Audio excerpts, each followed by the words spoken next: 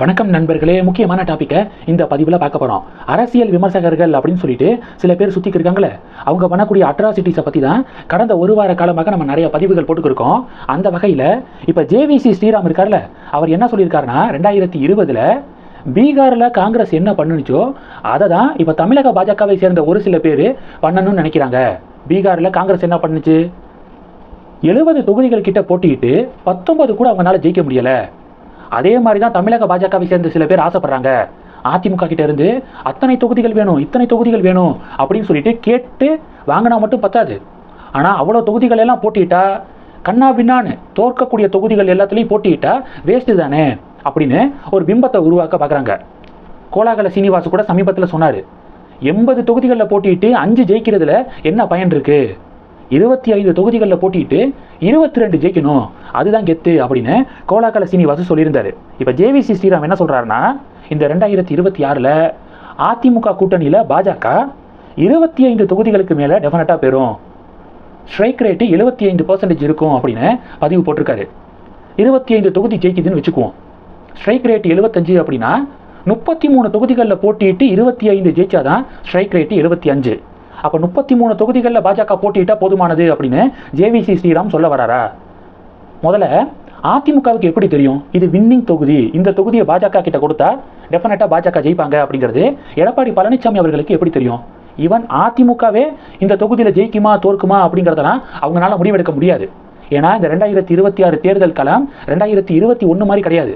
இங்கே புது வரவாக விஜய் இருக்காரு.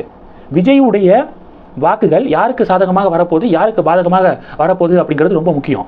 இப்போது ஃபார் எக்ஸாம்பிள், விஜய் ஒரு குறிப்பிட்ட வாக்குகள் வாங்குறாரு ஒரு தொகுதியிலன்னு வச்சுக்குவோம். விஜயுடைய தாவேக்கா வாங்குறாங்க. அந்த வாக்குகள் திமுகவுக்கு போக வேண்டிய வாக்குகளா இல்லை திமுகவுக்கு எதிரான வாக்குகளா அப்படிங்கிறத தீர்மானிக்க வேண்டியது அவசியம். சிறுபான்மை மக்களுடைய வாக்குகள் அதிகமாக திமுக கூட்டணிக்கு தானே விழுகும். விஜய் அந்த வாக்குகளை பிரிச்சாரு அப்படின்னா அது அதிமுக பாஜக கூட்டணிக்கு ஃபேவராக அமையும். அப்படி இல்லை, திமுகவை பிடிக்காதவர்கள் இருக்காங்களே, முன்னாடி 2021 திமுகவை பிடிக்கலைன்னா அதிமுக பாஜக கூட்டணியை தான் மக்கள் தேர்ந்தெடுப்பாங்க. இந்த வாட்டி சரி விஜய்க்கு ஓட்டு போட்டு பார்க்கலாம் அப்படின்னு முடிவெடுத்தா அது டெஃபினட்டாக அதிமுக பாஜக கூட்டணிக்கு மைனஸாக போகும். அப்போ விஜய் யாருடைய வாக்குகளை பிரிக்க போறாரு, திமுகவுக்கு போகக்கூடிய சிறுபான்மை மக்களுடைய வாக்குகளை பிரிக்க போறாரா இல்லை திமுகவுக்கு எதிரான வாக்குகளை பிரிக்க போறாரா அப்படிங்கிறது யாருக்கும் தெரியலை. அப்படி இருக்கும்போது எடப்பாடி பழனிசாமி அவர்கள்னால எது வின்னிங் தொகுதி, இந்த தொகுதியை பிஜேபிக்கு கொடுத்தா பிஜேபி ஜெயிப்பாங்க அப்படிங்கிறத எப்படி அவரால் கணிக்க முடியும் அப்படிங்கிறதான் யதார்த்தமான உண்மை. அப்படி இருக்கும்போது ஜேவிசி ஸ்ரீராம் சொல்றதெல்லாம் எப்படி நம்ப முடியும்? 25 தொகுதி கொடுத்தா 22 பிஜேபி ஜெயிக்கணும், அது மாதிரி தொகுதிகளை எடப்பாடி கொடுப்பாரு அப்படின்னு ஒரு பிம்பத்தை கட்டமைக்க பார்க்குறாங்க. இன்னொரு விஷயம், 2021 எடப்பாடி பாஜகவுக்கு அப்படி வின்னிங் தொகுதிகள் எல்லாம் ஒதுக்கலை. பாஜக 20 தொகுதிகளில் போட்டிட்டாங்க 2021. அந்த 20 தொகுதியை எடப்பாடி எப்படி ஒதுக்குனாரு? அரவக்குறிச்சி தொகுதியை பாஜகவுக்கு ஒதுக்கியிருக்காரு. தமிழ்நாட்டிலேயே பிஜேபிக்கு ரொம்ப டஃப்பான தொகுதிகளில் ஒன்று அரவக்குறிச்சி தொகுதி.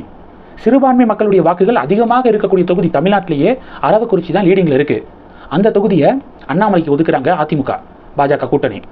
அண்ணாமலை கிணத்துக்கடவு தொகுதியை கேட்டார், அதை கொடுக்கல.